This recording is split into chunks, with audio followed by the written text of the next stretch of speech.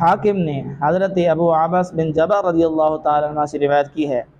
کہ آقا علیہ الصلوۃ والسلام کا فرمان علی شان ہے کہ جب کھانا پیش کیا جائے تو کھانے کے وقت جوتے جو ہے وہ اتار لینے چاہیے، کہ یہ سنتی جمیلہ یعنی کہ اچھا طریقہ ہے۔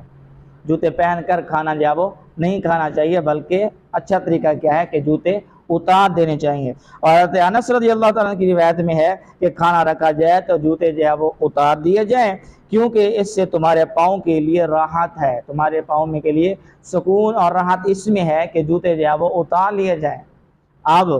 جو لوگ نیچے بیٹھتے ہیں تو وہ تو صاف ظاہر جوتے اتار لیتے ہیں، بعض اوقات پہن کے بیٹھ بھی جاتے ہیں، لیکن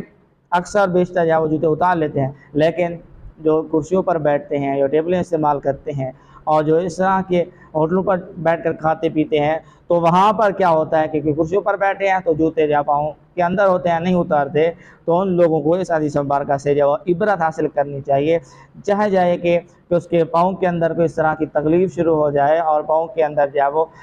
بے اطمینانی اور بے سکونی جو ہے وہ یا کوئی تپش جو ہے وہ شروع ہو جائے، تو لہٰذا ان کو چاہیے کہ جب بھی جہاں کہیں بھی ہو، جب کھانا حاضر کیا جائے، کھانا کھانے لگیں، تو جوتوں کو جو ہے وہ اتار لیں اور کھانا جو ہے وہ تناول فرما لیں۔ ایک تو یہ فرمایا کہ یہ اچھا طریقہ ہے، سنت جمیلہ ہے، اور دوسرا کیا فرمایا؟ دوسرا فرمایا کہ اس کے اندر کیا ہے، پاؤں کے لیے راحت ہے، پاؤں کے لیے سکون ہے، تو لہذا اس چیز پر بھی جو ہے وہ عمل کرنا چاہیے۔